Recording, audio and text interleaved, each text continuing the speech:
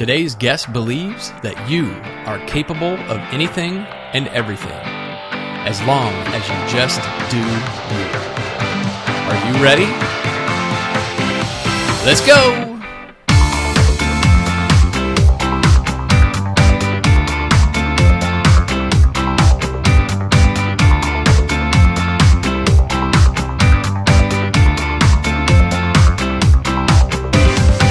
Good morning, good afternoon, and good evening. Welcome to the Brand New You Show, the podcast dedicated to helping you reinvent and recreate a brand new you. I'm your host, Ryan Roten, and today we welcome to the show Michael Peggs from michaelpeggs.com. Peggs, as his friends refer to him, is an accomplished writer, blogger, and speaker. He's been featured in Fast Company magazine, the Huffington Post, Business Insider, Under 30 CEO, and the Daily Muse. He's a Wall Street refugee, a recovering techie, a daydreamer, and now officially an entrepreneur in training. Through his website and personal appearances, Peggs helps people just like you and me understand how to build our brands and discover our individual gifts.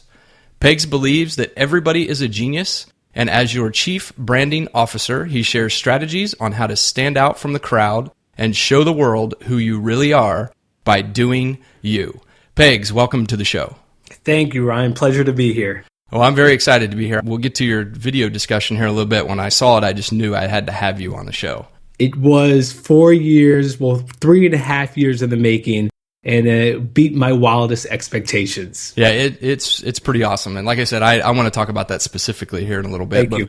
But first, I'm very curious to know, if you could only go to one place on vacation for the rest of your days, where would you go and why? Easy choice, Bermuda. It is one of the most beautiful islands in the world. The nicest people. I live in New York City. It's only a 2-hour flight, pink sand beaches. It's just heaven on earth. Okay, wow. I actually didn't realize it was only a 2-hour flight.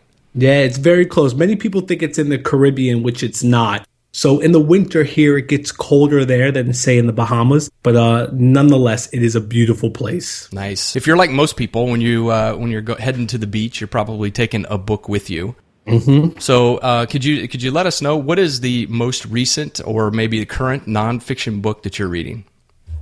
A part of my departure from Google, I have a list of books, probably 5 or 10 deep, to read. You know, the book that I took to the beach this summer, I'm blanking on the name right now, but it's basically a book on launching online products and basically how do you create an engine, a sales funnel, keeping in mind your market, your audience, and the actual product itself. I think the book actually may be called Launch or Launched. I'm blanking on the author, but that's what I'm currently reading. Yeah, Blue Book by Jeff Walker. Yes, Blue Book, exactly. Yeah, I just finished reading that maybe 2 or 3 months ago. It's an excellent book. Is it? Okay.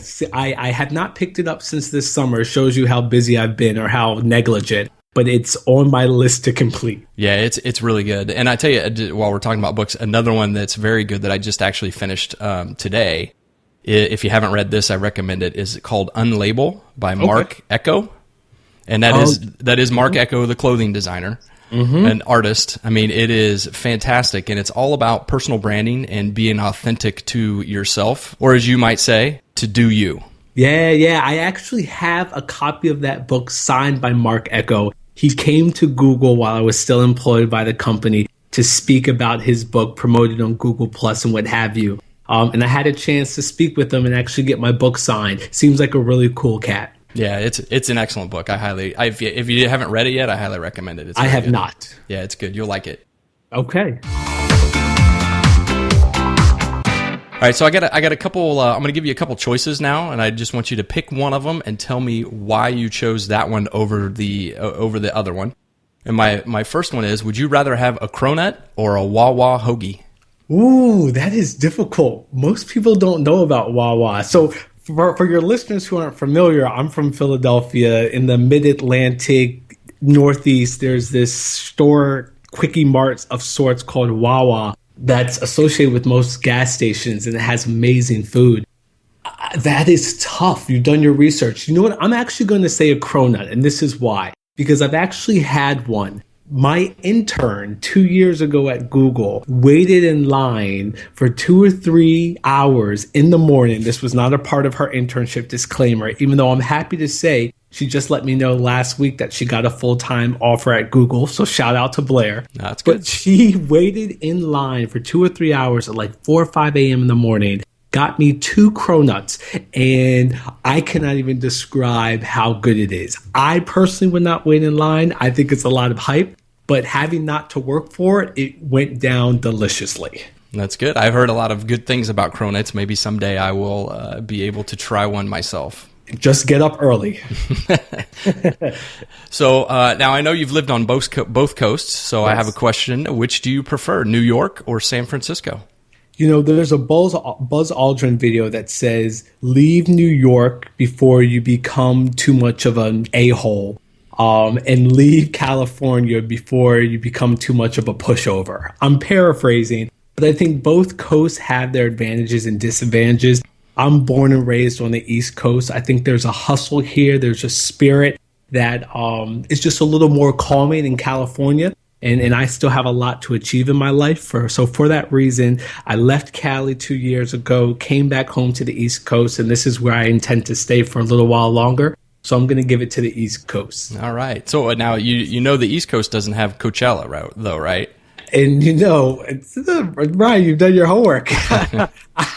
I am a fervent fan of Coachella. I go each and every year. I will be back next year. It is the festival. It is literally adult Disneyland. And for anyone who hasn't gone, go.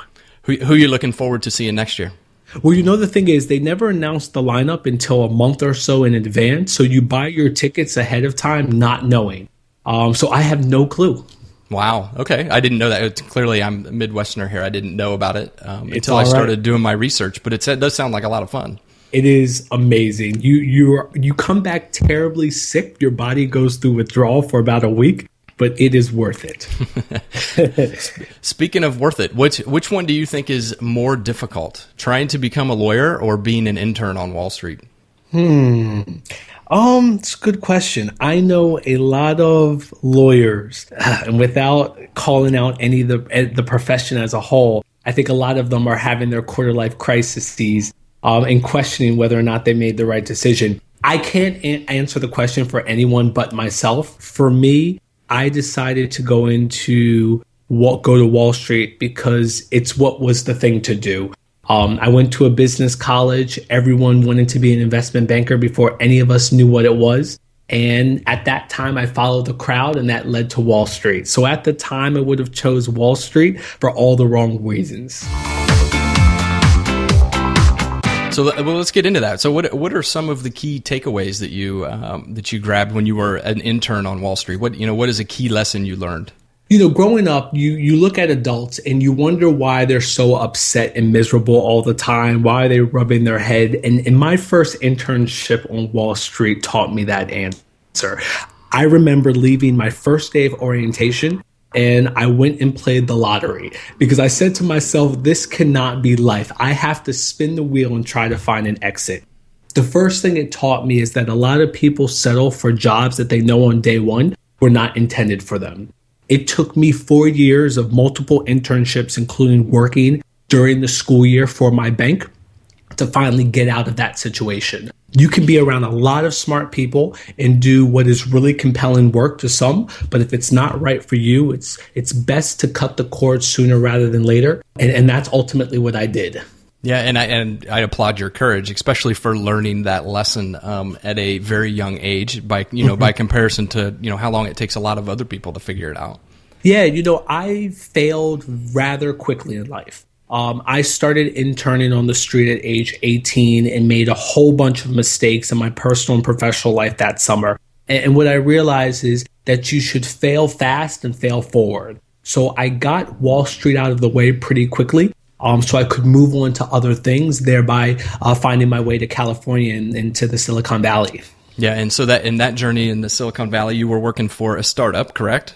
I was working for a startup. At that time, my 22-year-old ego said I'd conquered the East Coast and Wall Street. let me go west. I wasn't really into entertainment, so let me go to tech. And I found my way to a tech startup thinking that maybe one day I wanted to open a startup. Digital media is hot. I understand this cutting the cord trend. Let me try to figure a company in that space that's doing really cool things. And I realized that startups are great for the person that's skilled. For someone as early in their career as myself, who needed a lot of instruction, guidance, maturing, they don't provide the best environment to have that guidance. There's a lot of on deck. There's a lot of kind of wearing multiple hats. But if none of them fit, you're not going to find the right one in that environment. Okay. And what was the reason that you ended up leaving the startup? Again, fit. At this point in my life, I realized that the bank didn't work for me. This small startup didn't work for me. It's probably not them, it's me. So let me try to figure out what's going on with me and solve for that, rather than solving for these jobs that I'm placing the blame on, but it's probably not a fair play. Now, you not only were working for a startup, but you also attempted to do a startup yourself as well, right? So can you tell me a little bit about Pexit.com? I did. So Pexit is now defunct, but it was my way of throwing my hat in the ring. Startups are like opinions out west. Everyone has one. And I figured, let me try to kind of start the next Google or Facebook. It was a great learning experience. Ultimately didn't pan out the way I wanted it to, but I walked away with a very important lesson. At the time, I had projected, let's say, 10 registered users per week. And what I was finding is upwards of 50 or 60. I actually couldn't keep pace. I was growing too quickly, and success and growth has to be managed. I realized then that if it comes a time to decide between your job or your business, you have to make a decision at that point, and I wasn't prepared to do that. So I stuck to my job. The next time that presented itself, I made the decision to leave my job, and that's frankly where I find myself today. And I'm just curious, what problem were you trying to solve with Pexit? So at the time, I graduated from college in 2008. Many of my friends, because of the financial markets and the real estate market collapse, housing, were without jobs. So I thought to myself, similar to kind of a Craigslist gig section, let's try to put young, able-bodied people back to work one gig at a time. So you could search for and service local gigs in your community. Everything from walking a dog, cutting the grass, to picking up laundry. It sounds like an awesome problem to try to solve, too. Yeah, I think it was of the times, and frankly, I think it still has a place today. You do see pivots from companies that were competitors in the space, but I think oftentimes, and this is true of most experiences of life, as long as you walk away with a lesson, then it wasn't in vain. And it took the form of an entrepreneurial endeavor, but the life lessons in terms of commitment and making a decision and knowing when to pivot, I've applied it many times since. Well, I got to tell you, Pegs, for your age, you are wise beyond your years. You have learned so many things at a younger age than what people who are in my generation, Gen X, are still learning to this day. Well, thank you, Ryan. I think it just goes back to what I said earlier about failing fast and failing forward. My parents are entrepreneurs. I've grown up in a house that wasn't afraid to take risk, and please believe that not all of them went according to plan. So I think when you live in that environment, you're less likely to kind of stay on the sidelines and kind of go in the game. And I've just continued to go after getting knocked down time and time again. Yeah, it's what you got to do. You get knocked down, you got to get backed up. That's right. So speaking of going just time and time again, we started at Wall Street. We moved to California, got a job at a startup. You started your own business. Mm-hmm. How were you able to take at that point in your career? How were you able to take those skills and experiences that you had learned and leverage them to land, what most people would consider to be a dream job at Google? Yeah, so it's an answer that's probably takes longer than we have. But this is what I'll say. Laszlo Block, who is essentially the VP of hiring of human resources, they call it people ops at Google. He mentioned something in a New York Times interview years ago about basically anyone you want to employ, if you're at that level of a Google, already has a job. So you're either enticing them to come work for you, or you're looking for individuals who are in the period of transition. I was kind of a mixture of both. Google kind of contacted me regarding a couple jobs. And while the process took many months, it was at a point at which I was leaving my startup and going to the next opportunity. I think what Google and multiple companies look for is thought leadership. No matter what you're doing, are you the best at it? And can you communicate that in a way that builds community? And that's essentially what I was doing with my blog and other kind of mechanisms online. And I think that's what caught the eye of Google. Interesting. So a silly question here, but everybody, you read articles and you hear people tell stories. But what was the hardest interview question that was asked when you were interviewing for Google?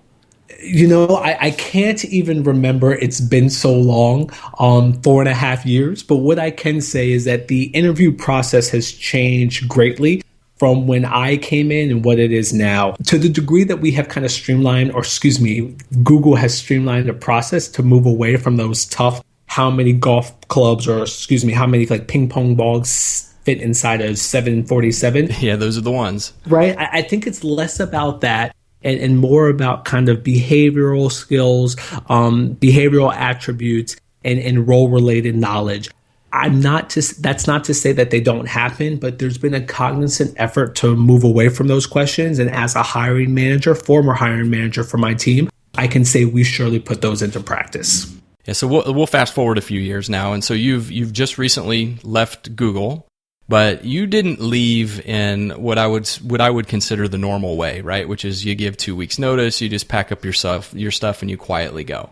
Instead, you created what I think is really an awesome kind of goodbye Google video, and I'll link up to that in the show notes, so if people haven't seen it, they have the opportunity to. In fact, it's been so well received that I checked this morning, you've got over 360,000 views on it at this point. Amazing. Yeah, but I think it speaks to the quality of video too. It's very well done, very professional. And I think what it really does is it does a great job of not only paying respect to Google as a company, and the knowledge and his experiences that you gain there. But it also showcased, your filming skills, your editing skills. And what I'm curious about is what made you decide to record a video as opposed to just, write a letter and put it on your boss's desk? Yeah, well, this is all about branding, right? And I think the central job of anyone who's building their brand is first to establish their thought leadership, understand your expertise, assuming you have one, and I think we all do, and then tell that story to the world. And I think you can tell it in multiple forms, right? But ideally, you target the medium to the market. And what I realized, having blogged for 3 years and experimenting with different kind of types of content, from blogs to videos to infographics and other kind of visual mediums, is that video connects, particularly if it's short form. We call it in the industry snackable content. It's shareable, you can watch it repeatedly, and it engages multiple senses. So I created the video in addition to a number of blog posts to correspond with it to try to target different markets using multiple mediums. Well, it was really smart. It's very well done. Thank you. I'm curious, you mentioned branding. I'm a Gen Xer, so I'm a little bit older, and I've been spending the last, 3-4 years really doing, working on a blog and writing myself. It has really helped me kind of flesh out a lot of things about myself. So I'm curious, what kind of role do you think blogging has played in helping you be able to define and figure out who you are? How do you do pegs? How has blogging played into that? Yeah, well, I think there are 3 questions that we all should ask ourselves. What is your gift? What is your story? And how can you serve as many people as possible? Blogging has kind of helped me answer all of those, but particularly, what is your story? We all have a voice, right? And it's our job, I believe, to market that voice and sell your success to whomever is the audience, whether that's an employer, an investor, future in-laws, etc. And blogging has really helped me own my voice. I've been doing it for 3 years, and I can say that what I talk about now, how I relate, is completely different from how I did so 3 years ago. And that's because I've matured and changed as a person, and my blog has kind of followed that trajectory. So I think it's helped me in not only building my audience, but building myself by forcing myself to sit down and really think about what I'm trying to communicate in the context of me. Let's talk about just personal branding for a minute. As you know, there are many definitions of personal branding, and really they kind of vary from person to person. So what is Peg's definition of personal branding?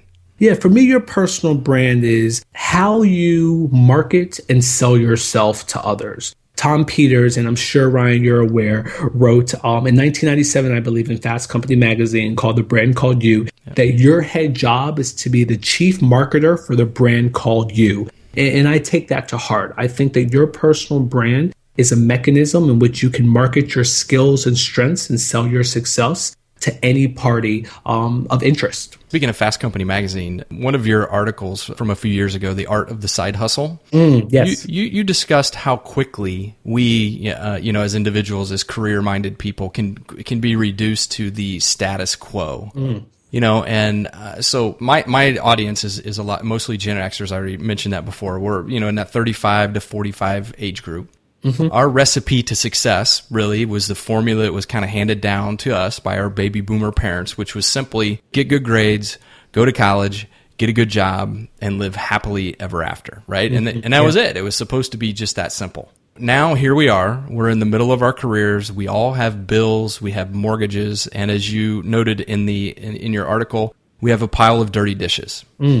And so my question is, what do you say to that person who just finished doing their dishes and they're wondering, is this really all there is? How can personal branding help that person? Yeah, so in reference to that article, I go on to say that the work is really done at night when the dishes are put away and everyone's sound asleep. That's when, if my memory serves me correctly, that's when with pen to paper, you really start to kind of figure this thing out. And so my advice would be, at night is when your real world starts. I think oftentimes we save the best of ourselves for nights and weekends. And it's not an ideal situation, right? You don't want to pursue your passion as a project on the side. But for those of us who aren't independently wealthy, it has to start as a side hustle until it can become your main hustle. My father always says, and I believe it to be true, you do what you need to do until you can do what you want to do. So my advice would be this. That's a great saying, by the way. Yes. I apologize for interrupting. No. It's true, right? And you can use any buzzword of the moment: sacrifice, self-control, my personal favorite, delayed gratification. But I think you have to plot a plan with the end in mind and then figure out what you need to do along the way to get to where you want to do. And it's going to take more hours and more energy and cost you more money than you ever imagined. You're going to miss events. You're going to miss sleep. It's going to take you every night and every weekend for 3 years if you're like me. But there is light at the end of the tunnel should you be willing to do the work to get there. Yeah, I find myself doing a lot of my work for this podcast and my blog and the margins of my life, and a majority of it is at night after the kids have gone to bed. That's right. And you have to ask yourself, and I'm sure you've asked yourself, Ryan, is it worth it? What's the return on your investment if you're looking at this like an investment? And I think for most of us who have these passion projects on the side, these pursuits that lie in the margins, you hope that it will become something more than it is today. And in the interim, there's a lot of work to do. And so my advice is do the work. It does get better. You don't have to settle, but it does take some time. Yeah, I mean, my reward is I get to talk to awesome guys like Pegs. There you go. That's generous. Thank you. Now, we've both mentioned blogs now a couple of times. I'm interested in your opinion. Do you think everybody should have a website? I think that everyone should have some form of online presence, a conversation they control. My medium is blogging. I know people who have done it just as successfully, if not more, with social media, others with a less or a more static website. I'm not one to point people in one direction versus the other. I think my larger point is that you have a reputation to manage. And unfortunately, or fortunately, depending on where you stand on the side of the line, most first impressions don't occur in the real world. They occur online. And I'd rather control that conversation to the degree that I can rather than leaving it to chance. And so I feel that some form of online presence is mandatory to kind of build your online reputation in this digital age. Yeah, I absolutely 100% agree with that. I mean, as you just said, our first impressions can now actually be made while we're asleep. That's right. And that's the beauty, too, that your LinkedIn profile, your Facebook profile, all these engines are working for you. It's kind of like a 24/7 sign. and it's illuminated, and you can either attract good or bad. And the point of personal branding is to influence more good than bad. Let's talk about Michael Peg's The Business Now. You've just recently gone out on your own, entrepreneur in training. How do you describe your business to others? Yeah, so I describe myself as a chief branding officer. And what that means in real terms is I'm working with individuals and companies to help tell their story online, whether that's social media, whether that's through a website or kind of some other form of digital marketing strategy. We all have a story to tell. And I help individuals and companies shape that conversation. When you meet with somebody for the first time and they start asking you about personal branding, what are some of the common excuses that you hear from people why they can't do this? Yeah, well, I think the most common challenge is just a lack of awareness. People have never really thought of themselves as a commodity, as a brand, right? And therefore, they don't get this notion that they have to actively market and sell themselves. So a lot of it is educating the market, right? I would say that's the number one thing. To my point about commodity, I think the biggest pushback is that I am a person. I'm not a brand. I'm not a business. I think we could argue either way on that. My point is the lexicon doesn't matter. Whether you call yourself a brand or else, the point is still that you need to market yourself in a way that influences people. Why? Because everyone has a decision maker in your job, in front of your investors, even at home. We all answer to someone and we have to influence those decisions. What a lot of people don't realize is they've been doing this since they were much younger, right? When a kid wants to stay up late or when they want to have dessert before going to bed. These are all ways we try to sell ourselves to our parents. My point is whether you call that personal branding or not, you still have to practice that today. Yeah, and again, I'm going to reference the book Unlabeled by Mark Ecko again because the subtitle is How to Sell Yourself Without Selling Out. And it's very good. It talks a lot about what you just mentioned. Yeah. So I would say those are the two obstacles. So now while you do personal branding coaching, and you've just kind of described us how, what you walk through with clients, you also have several other products and free training that you offer on your site. Can you tell us a little bit about those? Sure. So I think like most entrepreneurs or anyone who has the entrepreneurial spirit, you see a need and oftentimes that need smacks you in the face before you realize it. I have a product called Job Search Blueprint. It's a 30-day program that at the end of it, you'll have everything you need to kind of pursue your dream job. And I have a product called Resume Remix that will be coming out at the turn of the new year. These are both outputs from people who have come to me for help getting a job, remixing, redoing their resume, both kind of the paper kind and LinkedIn. And like any entrepreneur, you recognize that you can't scale your time one by one. So you try to create mechanisms to kind of share the good gospel with as many people as possible. So that's more or less what kind of from a product standpoint we offer on michaelpegs.com. But I'll say this. One of the lessons I learned from Google is do one or two things, at least on the onset, extremely well. Give away most of it for free and monetize a very small portion. And then years later, you'll have 50 billion in the bank. That's a long way of saying 99.9% of the content on michaelpegs.com is free. Blogs, courses, ebooks, guides, etc. There's just one product on there that's paid and a lot of other good content that's available for all who are ready to consume it. Yeah, and it is very good. I've gone through all of it, probably all of it, with the exception of the 1% that you mentioned. But thank you. All your free stuff is excellent. And in addition to your website, and we haven't talked about it, but I've checked out your YouTube channel as well. Yes. Again, back to your video and editing skills, very good. I especially like the point videos.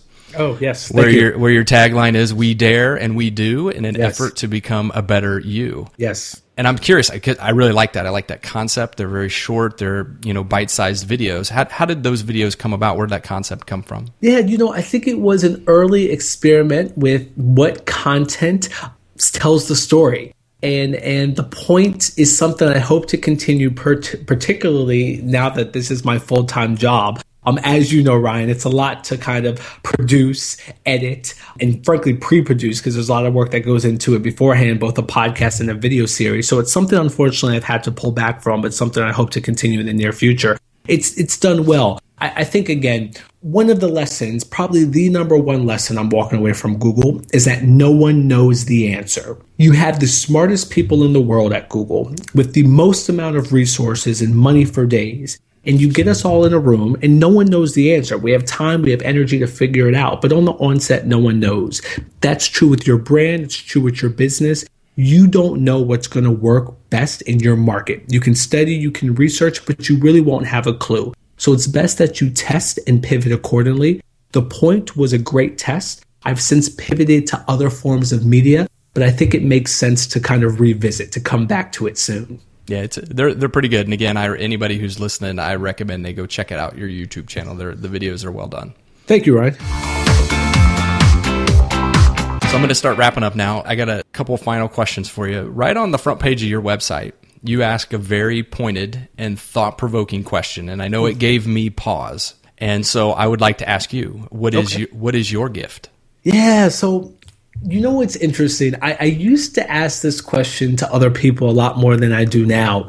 And I realized that, and this is no accurate sample size, but a lot of people say the exact same thing, which is my answer. And I haven't completely understood why that is, but it caught me enough to kind of stop giving my answer and stop asking the question. But I'll say this. I think my gift is a relatability. I am not my brother's keeper. I am my brother. I think a lot of times, particularly for Gen Yers like myself, we were used to, at a certain point, these aspirational figures of success. But because of Twitter and all these forms of social media, celebrity and fame, it's more approachable than ever while still being aspirational. And it's somewhat confusing. My whole thing is, I don't have all the answers. I may have a little more than most my age, but I don't have all of them. So let's come and figure out this thing together. Let's aspire to do more and dare to a degree that we probably can't do on our own. And so that ability to kind of connect with people and bring them along for the ride, I think that's my primary gift. Yeah, and I tell you, to me, the answer, at least the initial answer, is not as important as the question. Because the question, I think, stirs something inside of anybody who hears it, and it really makes you kind of immediately go inside and say, what is my gift? Yes. And I can tell you, a couple of years ago, I actually hired a coach like yourself to go through personal branding exercise. And the question that she asked, and it's trademarked now, so hopefully she doesn't charge me if she's listening to this. But the question she asked that grabbed me in the same way was, what happens because of you? Interesting. You know, and both of those questions are very introspective, and they both make you think. Yeah, what happens because of you? I'll have to reflect on that. What I can say about what is your gift, I wish I was smart enough to come up with that on my own. My mentor asked me that, or more like a spiritual advisor, when I lived in California and I was lost for a number of reasons. And it blew me away, Ryan. And frankly, it took me months to answer. And I think it's forever changing, and it's a lifelong kind of journey. But I think you're right. It's introspective. It causes you to really question your purpose and then how you can give that purpose away. Because another question I ask, and I think I've mentioned it here, is how can you serve as many people possible using your gift? Yeah, one of your 3 principles. Exactly. So I think that's the starting point, though. Yeah, all those questions are all about personal branding, because personal branding is personal, right? It's about you. It's about how you project yourself to others and how others perceive you. And that's right. It starts with simple little questions like that. That's right. What is the best way for the audience to be able to reach you?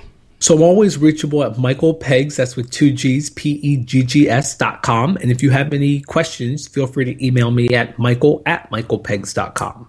All right, Peggs, any final tips, actions, or words of wisdom that you'd like to pass along to the listeners? You know, Ryan, I first off, let me say thank you. It's been a pleasure speaking with you and speaking to the brand new You Nation. And my final kind of word of advice, if you will, is the motto that I live by, and one that you referenced: do you. That you are capable of everything and anything you want in this life, as long as you define it on your terms and you set a plan to get it. You are a business, and you should market and sell yourself accordingly. So my last words are do you. Amen. I agree with that 100%. Pegs, it's been absolutely my pleasure having you on the show today. And who knows, maybe at some point in the future we can do this again. There you go. I would love to. Thank you.